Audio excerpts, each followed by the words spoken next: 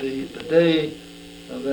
day before my inauguration in Vancouver in June of 1964, the Hall report was published. That was the report of the Commission and the Royal Commission on Health Services.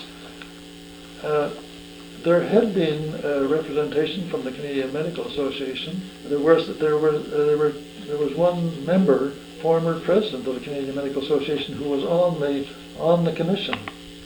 But and who was that? Would you? Van Wart. Van Wart, He's yes, from New Brunswick. Right.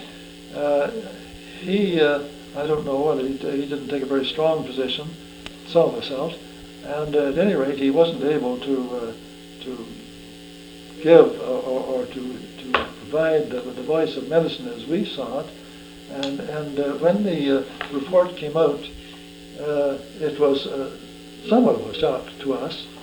And that was, of course, what I was faced with as just coming in as president.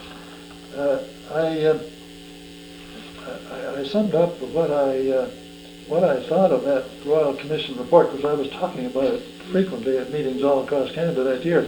But I summed up what I thought about it in an address that I gave to the Canadian Pharmaceutical Manufacturers Association in November of 1964. It was a tremendous report, and there a very great deal of work had gone into the development of it, and there were many parts of it that didn't have to do with medical care. For instance, there were parts of it that dealt with medical education and medical research, and which was all of very great importance. What we, of course, were particularly interested in, and mental health. What we were particularly interested in was the part on medical care, and we felt that it sort of had the atmosphere of a polemic. He was preaching, the Honorable Mr. Hall, Justice Hall.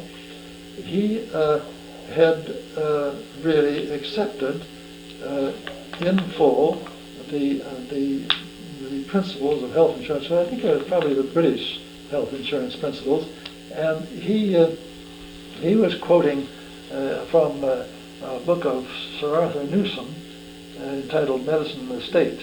And in his introductory paragraph he said, "The health of every individual is a social concern and responsibility." And he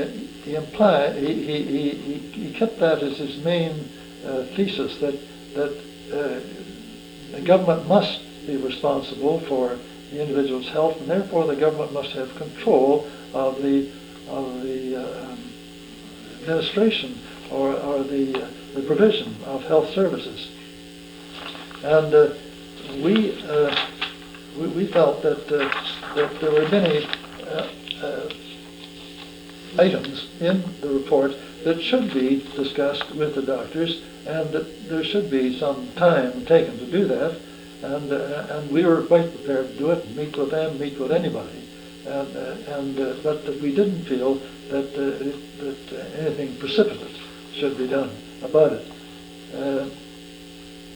We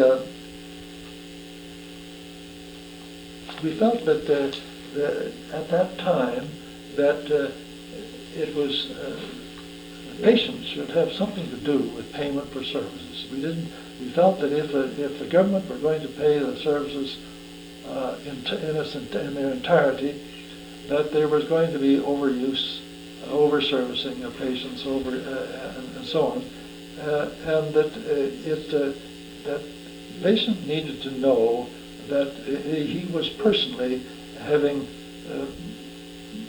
to pay some part of his medical care, granting that, of course, there are many groups who were not able to pay anything at all, the indigents and so on.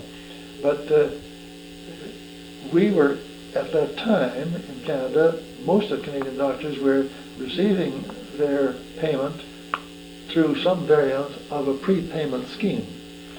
And that didn't require the patient to make any direct payment to the doctor. That wasn't the general rule. It wasn't invariable, but it was a general rule, but it wasn't invariable. And most of the patients and their doctors seemed to be content with those prepaid schemes. So we felt that to change over entirely, to throw out those prepaid schemes as they had been devised, and to jump right away into a big government-sponsored scheme was probably being too precipitate. It was too rigid, and that in essence was our criticism, that their position at the time, although we agreed with their general philosophy that there must be good medical care available to all Canadian people, we felt that their position in respect to providing the care was just too rigid. You see, we didn't relish the thought of government control in medicine. We could cite chapter and verse about our disillusion about government-doctor relationship. And But Dr. Turnbull, was there not a feeling when you saw who was going to head that report, Emmett Hall, that it was certainly going to be a socialist answer to the problem? You know, like he got his beginning in defending the rioters in Regina, and you know, he was. we knew that, yes. But did you not feel discouraged? We were not writing the report. We were not invited to write the report. All we were invited to do was to give our submission, the submission of the Canadian Medical Association, which Dr. Routley did. Yeah, but did you not feel even that was an exercise in futility, to present it to Hall? As it turned out, it was. Yeah. Yes, as it turned out, it was. But nevertheless, eventually it worked out, I think, to the satisfaction of most people in Canada, because the Hall report was taken, eventually introduced in pieces and parts, those parts that were found to be effective. But it was just that the shock of the sudden sort of ex cathedra pronouncement that this is the way it must be done, Yeah. that affected us at the time.